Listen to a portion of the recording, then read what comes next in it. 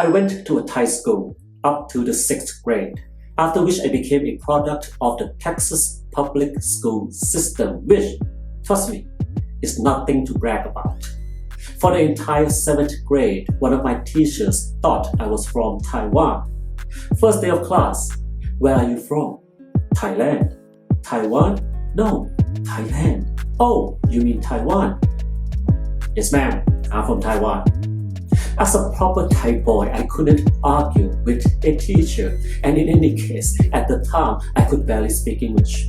But in my mind, I was thinking, dear teacher, do I look Chinese to you? But also, in Texas, it was normal for teachers to ask, what do you think about this? What do you think about that? Never mind the textbook. What do you think? I also have fond memories and horror stories of schooling in Thailand. There were good teachers, caring and attentive, but the teaching routine was this. The teacher walks into the classroom.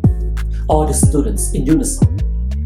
สวัสดีครับค่ะคุณครู and why ever so politely. For the entire class, the teacher would either sit at the desk and read from the textbook or stand at the chalkboard and copy from the textbook.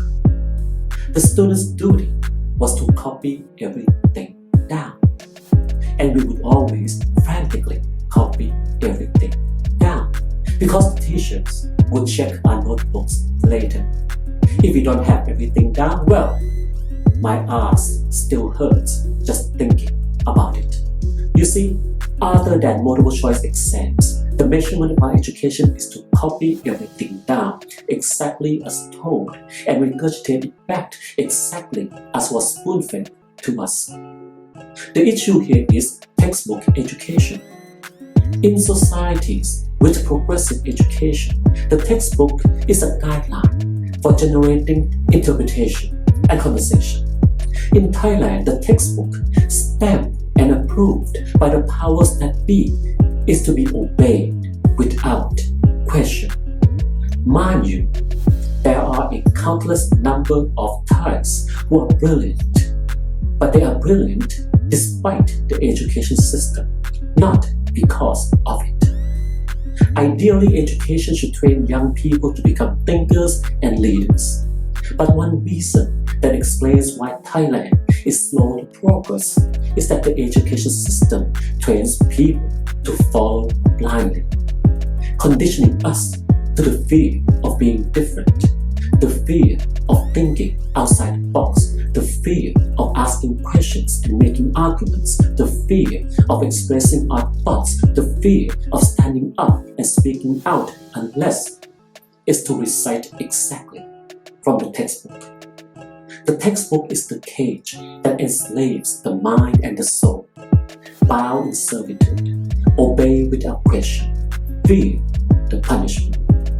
The textbook can be the actual book or cultural values and social norms. Case in point, on 22 March, the Facebook page community of Moshaw, Chiang Mai University, posted a live video that went viral.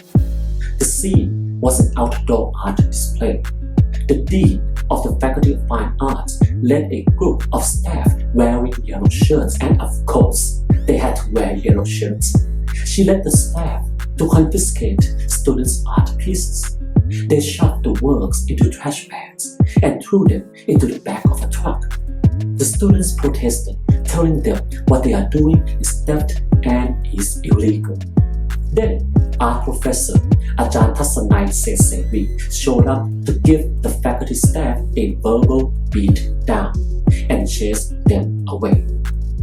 Art is no one's slave, he yelled at the people in yellow shirts. Art has suffered enough shame because of those who do not love liberty. Tassanai Brahman, Tassanai defeats the demons, then top trended on Twitter. But immediately there was a pushback by Thailand's conservatives. We are talking about teachers, professors, and professionals, supposedly educated people. The main argument is this. What the students were displaying was not art and therefore should not be treated and protected as art. Art should be beautiful and inspirational. Art should create harmony and positivity. Art should be respectful and not create hatred and division. Art must not be against the doctrine of nation, religion, and king. Art must not be political. Here's an example of an art piece from the Chiang Mai University incident. Here's another example. Therefore, the conservatives argue, these are not art.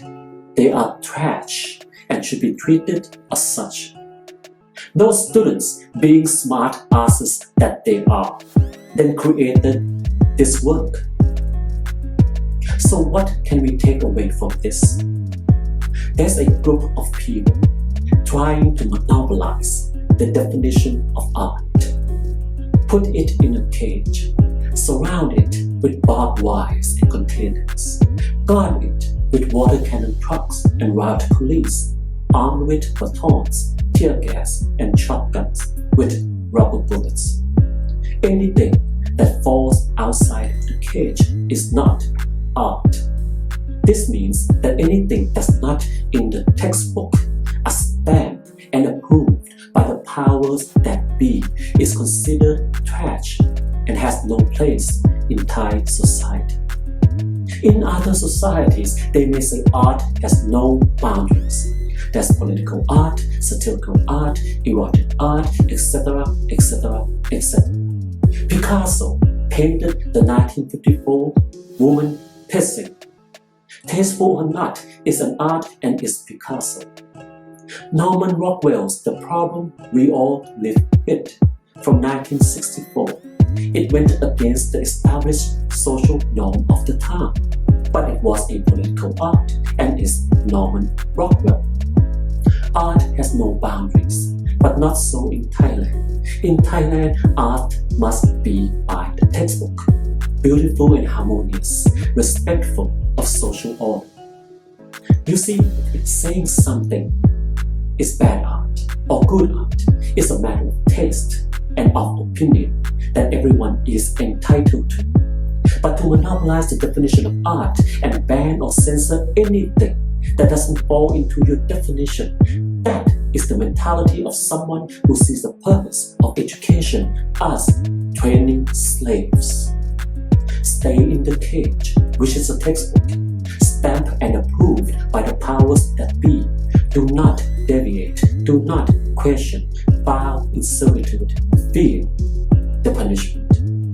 The incident at Chiang Mai University is but one symptom of the disease that plagues Thailand, the fascist syndrome that aims to enslave the mind and the soul. Here's an example of textbook education. In 2015, the Ministry of Culture's Fine Arts Department published the book History of the Thai Nation at the order of the Junta government. Here's a quote from page 195 of the book. General Prayut Chan-o-cha, as Prime Minister, has carried out a policy of reforming the country, reforming politics to be truly a democracy, eliminating corruption and using moral principles to lead the country to be truly a democracy.